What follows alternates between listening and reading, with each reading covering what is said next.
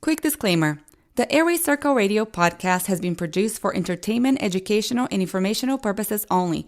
All of the content, views, and opinions shared by our hosts and guests should not be a substitute for medical advice. Please consult your healthcare professional for any medical questions. Welcome to the Airway Answers podcast, expanding your breadth of knowledge. Our wonderful host is Nicole Goldfarb. Nicole is a speech-language pathologist, certified orofacial myologist, and an international speaker. Nicole is the owner of San Diego Center for Speech Therapy and Myofunctional Therapy. She has a special passion and interest in sleep-disordered breathing and diagnosing restricted phrenolomes as they relate to myofunctional disorders. In the Airway Answers podcast, Nicole will be interviewing specialists in the airway realm in order to help our listeners learn and understand all of the components to airway-focused treatment. You can help us by sharing this podcast episode with your friends and colleagues. Enjoy the show.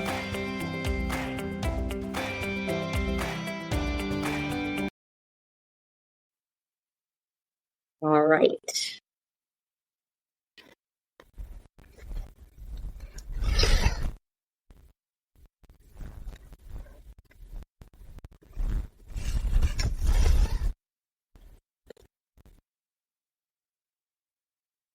Hello, everybody, and welcome to Airway Answers, expanding your breadth of knowledge. And we are here with the wonderful Dr. Pat McBride. Let's see if I need to lower my volume just a bit. I was having a little bit of echoing there. All right. Thank you so much for being here, Dr. Pat McBride. Let me do a little intro about you.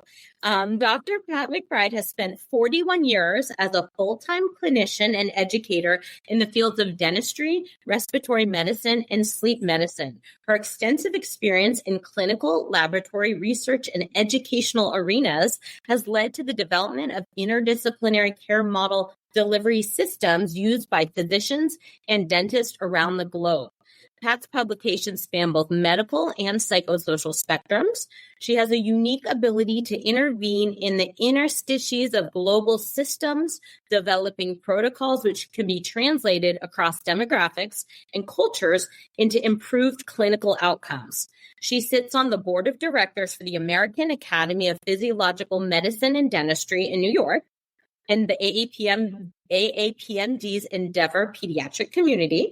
She continues to work hands-on in a clinical setting and as the executive director for the Foundation of Airway Health, while lecturing internationally on subjects relating to breathing and sleep medicine, dentistry, and precision medicine systems to best benefit all patient populations. Serving the underserved and marginalized patient remains a passion and a priority for her. Thank you so much for joining us, Dr. McBride. Today we're going to be talking about hypoglossal nerve stimulation, but I did want to talk really quickly about your beautiful backdrop. That is not a fake screen. It's Pat's backyard, a photograph of your backyard. And I said it looks like Italy, or you're in like a vineyard in France or something. So this is what, if I'm not working, if I'm not writing, if I'm not working, if I'm not seeing patients, this is where you'll find me. So if you need to over. Yeah. So it's just so lovely. What a great place. What a great space to have at your home. So I wanted to talk to you about hypoglossal nerve stimulation because I feel like it's a topic that I don't hear too much about in terms of tons of patients receiving this treatment and what exactly it is, how it works. And I know you have a specialty in this area. So can you talk about how you have a specialty working with the hypoglossal nerve stimulation? And then we'll talk more about what exactly it is. Sure. So being with the sleep apnea community, sleep apnea therapies, everybody is always looking for something new, different, novel, something other than, for instance, CPAP, which is what has been the gold standard for sleep apnea therapy for so long. And back in the early 2010s, I had heard about this new stimulator that was being developed. Originally, it was part of Medtronic, and then it kind of went away. And then it was a group of the guys took it out and started working on it independently, called Inspire. And they developed this neurostimulator. It's a means by which, like the pacemaker, they developed theoretically a pacemaker for breathing. So what that would do is allow patients who couldn't, wouldn't, or didn't use CPAP, for instance, didn't want to have craniofacial surgery, didn't want to have expansion orthodontics, which really were not in the heyday at that point. It allows for a different kind of sleep apnea therapy for those patients that really fit the right model for it. So that was originally, I read about it. It got approval and was started early implants in 2013 in Europe, in Germany for the first part. And then 2014, it received FDA approval. So it was considered very novel in 2014. Now in 2024, I would say it's part of mainstay sleep apnea therapy. It's certainly not the first thing that's offered by sleep medicine doctors as a treatment paradigm for their patients. However, it has become part of the tool bag that is used for sleep apnea therapy. So having said that it's like a pacemaker, people do need to understand that hypoglossal nerve stimulator and or Inspire, which is the brand name of the product that's used here in the United States, that was the first product that received FDA approval. There are others that are coming up through the pipe now that would be competitors that use the same basic type of technology, which allows for the hypoglossal nerve. If everybody sticks their tongue out, you stick your tongue out, your airway opens up. So when you stick your tongue out, that nerve fires the muscles that move the tongue forward.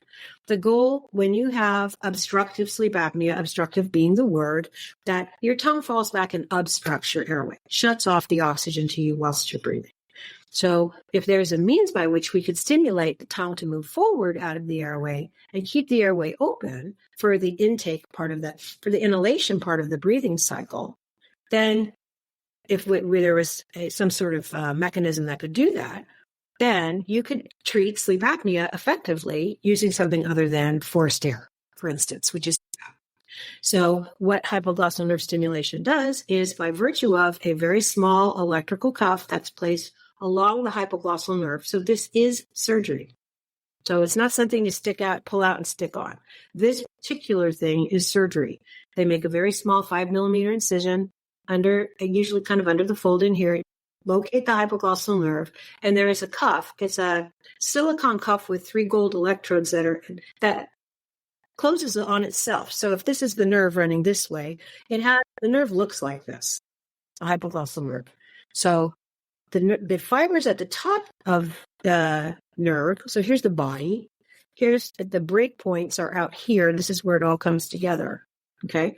So if you're looking at this, then part of this nerve makes the tongue go forward and part of it makes it go backwards.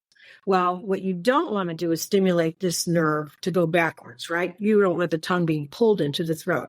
So what they do is when they're going to put this little cuff under here internally, they test the nerve, all these little branches, and see which one of these, when they test it, goes backwards and which one goes forwards. Then, for instance, these bottom 2 go forward. They capture one of the cranial nerves, number 1 down here as well. They put this cuff, it just self-closes around the nerve like this. They keep the ones that make it go backwards out, the ones that make it go forward when you stimulate it. So you stim it, beep, then it goes forward, it opens the airway.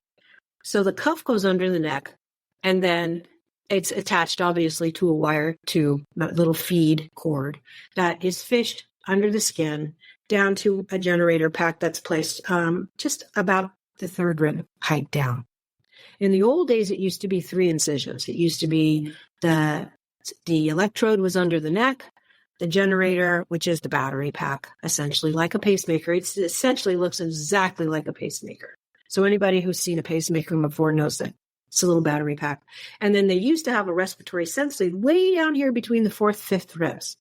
But that has been modified. That surgery's been modified and improved so that in the same place the generator goes in, they're now able to put that sensor, that senses when the breathing happens. So the respiratory sensor, which is the other little piece of equipment that goes underneath the battery, senses when the actual breathing cycle starts. So it senses the minute you start to breathe in. Well, as you start to breathe in, it sends that little signal up to the tongue to move backwards. Allow the air in. Breathe in, wide open. Okay. As you finish inhaling, the respiratory sensor notes that you're starting to exhale. It stops the stimulation and allows the patient to exhale normally. In, stimulation on, exhale off. So it syncs with the breathing cycle so that you can breathe normally while you're sleeping, and it stimulates enough so as you inhale, instead of sucking your tongue down your throat, the tongue is being stimulated forward out of the airway, keeping it open. And the generator, it's a battery that comes right here. Up on the third rib. Up here, right here. Yeah. Okay. Now, for some ladies, there are some very cool surgeons who deal with women who, one of our patients was a ballroom dancer and who has her décolletage, it's very important. And was thin, very thin woman. So you can hide the generators. I know that may not be on label, but there are plenty of surgeons who want to make sure the aesthetics piece is taken care of. And they make their own decisions about that. So that it's hidden. Nobody sees anything. Very, very thin people. One of the marathon runners that we got had an original one. The battery was twice the size on the ones in 2014. Had his battery swapped out, I think in 2022, but he'd also lost about 65 pounds. So he needed something different. It's actually very easy to put in, very quick. It doesn't take very much time. It's no different time-wise, as I've seen, having been in cases for over 4 years, than putting a pacemaker in. It's just quick, easy. You go in the morning, you go home at lunch, it's all good. And then, but it's a process. There's a way you have to be qualified for it. That's the actual surgical implant itself. But whether or not it is the right treatment for the right patient at the right time is a very different thing.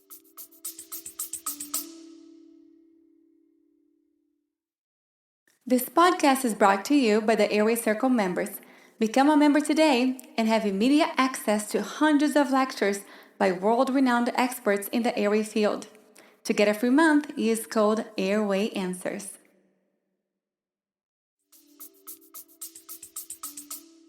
That I have a lot of questions about that because I'm really curious, but a couple questions about the implantation of this device. It's called the device, right? Yeah. What is the size of the generator? Like a few inches? But no, it's I would say I used to have a sample here. I don't anymore. It is about 2 inches wide. Think of it kind of like 2 inches wide by 2 by 2, maybe, and then maybe 1/4 of an inch thick. And then it's just staying externally. How does it stay? No, it doesn't stay externally. It's implanted on top of the muscle, under the skin, on top of the muscle. Oh, so you're going to see sort of an elevation. For some people, it's usually down far enough that if you have enough fatty tissue to cover it on the top. Oh, so but things external, except for the remote control, which looks a whole lot like like a large computer. It looks like a mouse. I would say the remote control looks like either a glorified television changer or a garage door opener or a mouse. It's kind of that shape and size. And that's external because you have to be able to turn it on and off externally. So mouse all day. Off all day. When you go to sleep, you turn it on. Mm-hmm. When patients take a nap, they're probably supposed to turn it on. It depends on how long their delay is. So patients stay heal for a month to 6 weeks, and then they go back and the doctor turns it on. Okay. And that's a whole process in and of itself too. And so, but in order to use it and use it effectively, you need to be able to have it on most of the night. And patients, for instance, who have problems going to sleep at night, for instance, their delay, you can have it set to not turn on for 45 minutes, let's say. I take 45 minutes to fall asleep. You don't lay down and just turn this thing on when you're wide awake. Yeah, that would be weird because then you would breathe in, your tongue would come forward. It would be moving. So what they do is they find kind of the sweet spot for when you do fall asleep. Let's say you fall asleep in 20 minutes. They'll set it for 25 minutes to turn on. So for the first 20 minutes, your partner may go to bed and be snoring their head off because it hasn't kicked in. They think, let's say they fell asleep at 10 minutes instead of 25. So for 15 minutes, they're snoring their head off and then it kicks in and then they're quiet. So it can't actually sense when the person's asleep. No, it does not have artificial intelligence. No, it can't. It can't. It senses the rhythmic cycle once it's turned on. It has to be turned on, activated. Okay, don't you think maybe that's going to be connected to like a sleep image ring or something at one point, and it's going to wirelessly or something sense when the person starts to act, when they actually fall asleep, it automatically turns on? Well, that would be. That was just all of a sudden my brain went to like the next level. I think that would be presumptuous for us to think of that at the Yeah. point. Probably not necessary. Because sleep image, that's cardiopulmonary coupling. It's now considered a level 3 sleep diagnostic, like a home sleep test. They give us an idea of what's going on, they're not pinpoint accurate. Yeah. So this is just at a set amount of time. It'll turn on. 20 minutes, whatever. It always is going to automatically turn on. It's going to kick in. You cannot change your delay. You have to have, there's a programmer that's used it used to be, at least back when I was doing it and I was working with the doctors directly in it, you'd have the Inspire clinical person there with the programmer while you program the patient and you got a feel for what their sleep patterns were like. And then you dial in the needs. And the patient just can't change when their on-off time is. They have to go to the clinic and somebody has to hook them up to the programmer and have it connect and then make those changes. So you want to take your time and make sure you dial it in. There are a lot of any kind of stimulator, neurostim therapy tends to have an algorithm. Okay. Well, most medicine has algorithms. Your A1C gets to be this level, you get put on metformin. I mean, it's like, okay, get in line. Okay. Sleep is so complex. Sleep apnea there are complexities about it that go with each and every person that make programming Inspire far more difficult than people actually think that it is. Really good providers are really good at this. Mm-hmm. Other providers are less good at it because of time constraints, because it takes time. These people, they come into your practice, the ones who they advertise, they switch it on and they go merrily on their way and their apnea is cured and they're fine forever and ever. Amen. That's great. Wonderful. I'm so happy for you. That's not everybody. And sometimes any provider who's going to listen to this, who is in any specialty of any kind, will tell you it's that 10 to 15 people, 10 to 15% of the people that you see are the people that keep you up at night and are your time sucked during the day and make doing what you do very difficult because it's not easy for them. Yeah. And so you have to have a reasonable amount of perspective when you do any kind of therapy like this. This, I will definitely never, ever say this is not good therapy. I think it is excellent therapy for the right patient at the right time for the right reasons. Okay. Well, let's talk about who is the right patient. So who would be eligible or recommended for the Inspire hypoglossal nerve stimulation? So from the adult population, of course, that 18 up, from the 18 years old and up, moderate to severe sleep apnea, which means your apnea can be as low as 15, as high as 100. So moderate to very severe apnea, 15%. Cannot be morbidly obese. However, it used to be the BMI had to be under 32. That was when the FDA approval came through. And then slowly it started shifting a little bit. In 2023, I think it came out that the indicator changed. One of the indications changed for a BMI of 40.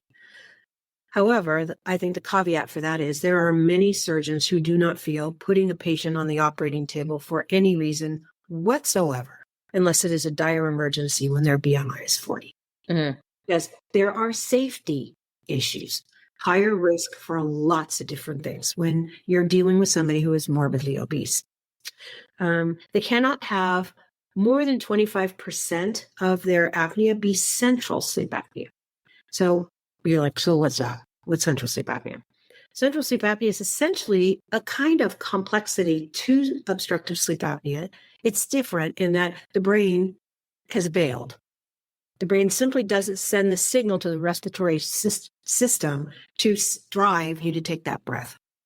So this is a stimulus for you. It moves your tongue, out of the way to fix your obstruction. It in no way, shape, and form can help anything that's happening neurologically in your brain. So it's not meant for people who have central sleep apnea. And it's not meant for people who have, for instance, some neurological degenerative disease processes, Parkinson's disease. We've had many, many patients who develop dementia over time who have it.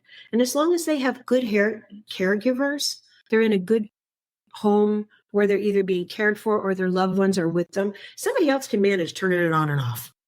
You don't have to be able to manage turning it off and on and off. Finding the remote might be your biggest problem, okay, because you don't know where somebody's put it. So I think I've got that one. It's the obesity. It's 15 to 100. They have to have tried and failed CPAP. Okay. Which is the gold standard. Insurance companies want to see that you at least gave it the college try. So what does that mean? Well, there's no real specific guidelines. You either have to be intolerant to it, can't, won't, don't. It's the words that I use for the patients. I can't do this. I'm suffocating. I feel like I'm going to die. Okay. I won't do this. There is no way in God's good earth I'm putting that thing on my face. Okay. And don't is I rip it off through the night. I can't keep it on for more than 20 minutes. I find it in the floor every morning. That's not somebody who's doing well with it. Or how about the person who puts on their CPAP religiously every night, religiously wears it all night long, and in the morning still feels like crap. They still feel terrible. So they're not deriving clinical benefit from CPAP for a number of reasons. You don't have to specify what those reasons are. You just can't, won't, and you don't. Don't get clinical benefit. So those are the perfect patient, and they don't want to have craniofacial corrective surgery. Okay, many sleep apnea patients have craniofacial corrective surgery because the box is too small, the jars are too far back, their bites are off, there's all kinds of stuff wrong. A craniofacial fix, that's been going on for years and years and years. Maybe they don't want to have double jaw surgery. Maybe they don't want or can't afford to have orthodontic expansion and some of these interventions that are on the market that are out there that are fee for service.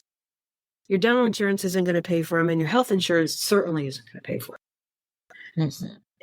This hypoglossal nerve stimulator implant, like CPAP, like oral appliance to a small extent, are covered into your health care. There are very few carriers that will not pay for it anymore. It used to be in the early days, case-by-case basis, you had to fight for it.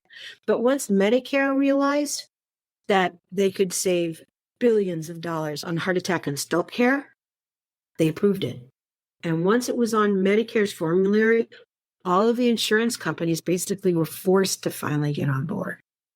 They didn't have a choice. They couldn't say 10 years into the pipe, it's experimental. It is not. It is not experimental. It's been around long enough. There are hundreds of thousands of people with this, just like there are pacemakers. Really? Hundreds of thousands of people. This is not a rare treatment. No, there's patients all over Europe. They're in Japan now. They're in Singapore now. It's a harder slug to get this in an NIH system. So, for instance, trying to get it in England or Canada is tough. And a lot of doctors who live way up north in the United States see a lot of patients who come across the border and pay cash and get it here because they can't get it on the NIH. And is this calibrated with a sleep study? So after it's implanted, everybody has to have a sleep study. You have to have a sleep study that's less than 2 years old that says your apnea is this. You don't have central sleep apnea. Okay. I mean, when they calibrate it to set the voltage, how does that work? Well, the voltage is set based on what they clinically see, because everybody's nerves are different and they're sensitive. But one of the other things I might not have mentioned was the CPAP, trying and failing the CPAP. The other thing was I just had it and I forgot it. There was something I missed as one of the indicators. It'll come back to me in a minute. I just it flew out of my brain. So you have to have tried and failed CPAP. You can't have complete concentric collapse of your airway.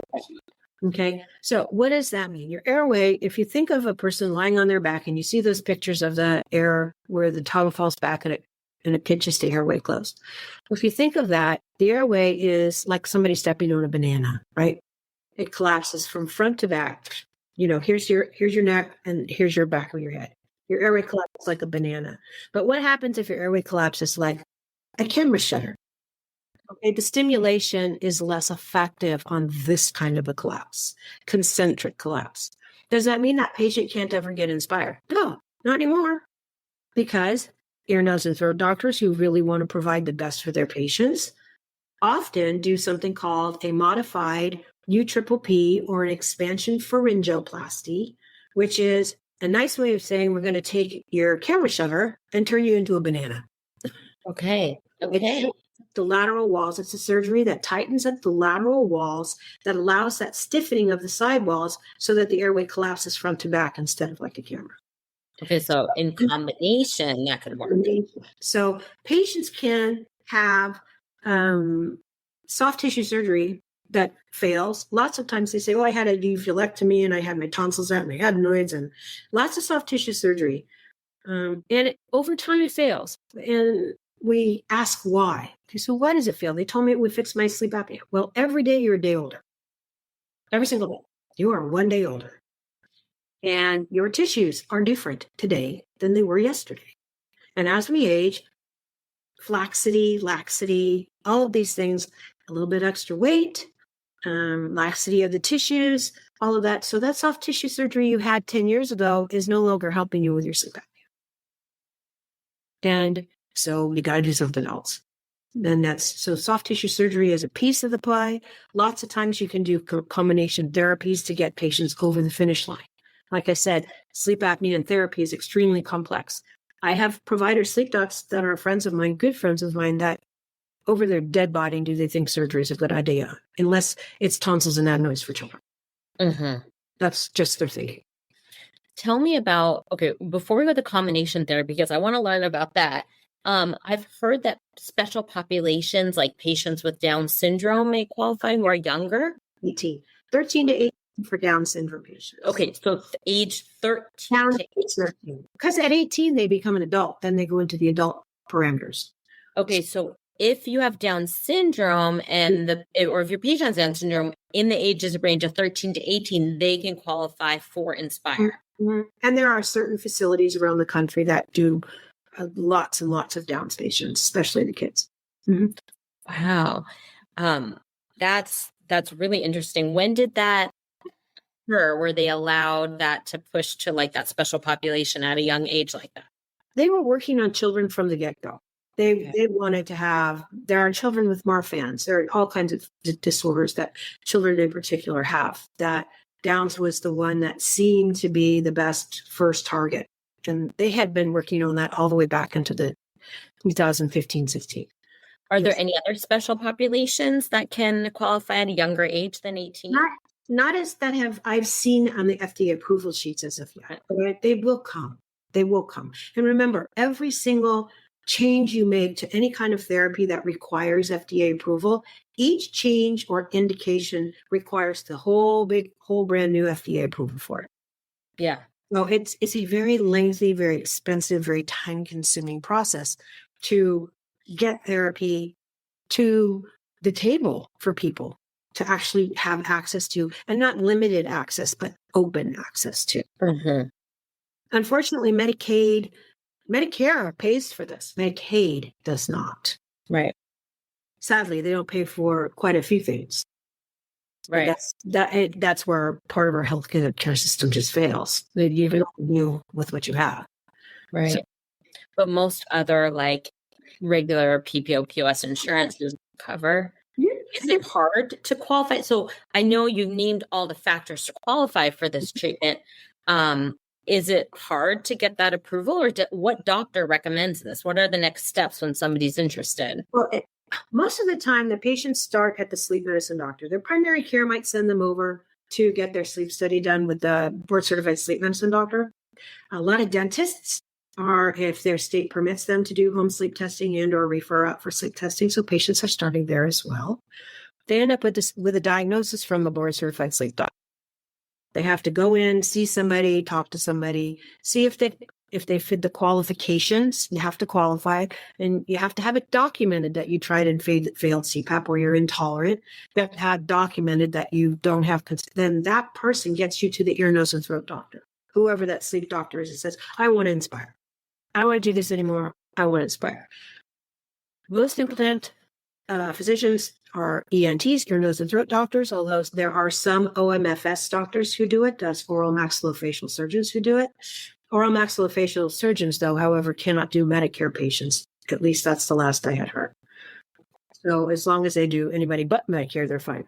And the ear, nose, and throat surgeon then will do a comprehensive evaluation, review the sleep studies, possibly rerun sleep studies that they've seen. Many patients who come in with a home sleep study and they have very strong symptoms. We know that the home sleep study gives us an idea that there's something going on at what level. Lots of them are scored at 4%, which is, they're saying that's the new rule. What that does is allow the insurance companies not to treat you, because 4% versus 3% is huge. It's a huge difference. But they may need a test that's more specific. What really is your issue here? And how severe are you? I really personally feel with patients, especially the patients that we treat now, I want to know, I don't want an idea. I want to know, what is the severity and burden of your disease, and what complexity are you as an individual bringing to the table for us to work with? This home sleep study says 14. We've now put you in the lab and added the RERAs, which is respiratory effort related arousals, which is a lot of upper airway resistance type things that the insurance doesn't want to hear about, that made that number of 14 into 41. 14 is, you can kind of sort of go, you need antidepressants and it's your problem. You don't really have a sleep problem. Now we're looking, going, okay, you have the potential for a very serious sleep problem that has number of layers like an onion that we need to peel back and decide what piece of this is going to be the obstruction that's going to be taken care of with the Inspire, and what piece of it is it not. Yes. And do they have to do a DICE, or do they tend to do this? The next step then, after the comprehensive evaluation and proper testing is done, if that doctor wants anything more specific than just a home test, every doctor has their own guidelines. I tend towards the doctors who will want very specific and detailed work. Other people want numbers. It just depends on how you run your practice. And the drug-induced sleep endoscopy is a requirement. And so it's a means by which they mimic sleep with a medication in an outpatient. It's an outpatient surgery center, for instance. They put a little camera down your nose, an endoscope down your nose. And while you're under the medication that they give you that mimics sleep, they're able to see how your airway at the top, the velopharynx, that's up at the top, how it collapses. Does it collapse front to back, or does it collapse like a camera shutter? That's when they'll say, yes, you qualify. No, you don't. Okay. That's the majority of people. I think, in my experience, I did more than 700 DICE easily in 4 years. And I would say only about 7% were concentric. Okay. Small population. Most everybody was, it's fine. TB. You're good. Okay. It was very straightforward, very easy. You might have, but you do also find, okay, there's quite a bit of redundant tissue here. Or people don't realize they have tonsils at the top and they also have tonsils down below. And lingual tonsils, which are the ones down below, can really be a problem. They can really block a lot of the airway, and the stimulation isn't going to fix what a lingual tonsil is sitting in the middle of. So those drug-induced sleep endoscopies give us tons of information. Is it used as a diagnostic? No, it's used to rule out concentric collapse. And when it's used by other practitioners, they're seeing how the airway behaves. So they can gauge, for instance, whether maxillomandibular advancement surgery is going to work, because they can advance the jaw and see where, at what point, you get good opening of the airway. So it's a great tool. It's a really good tool. Thank you for being an avid listener of the Airway Answers podcast with our wonderful host, Nicole Goldfarb. Stick around for part 2 of this episode, which will be out next week. If you would like to learn more, join our Airway Circle membership, where we have over 200 lectures readily available to you right now. Use the code Airway Answers and get a free month. Thank you so much. Bye-bye. Thank you for listening to our radio-style broadcast, where we bring different perspectives to the airway world in an easily digestible format. Different hosts, different views, same airway talk. Don't forget to leave us a review. Bye-bye.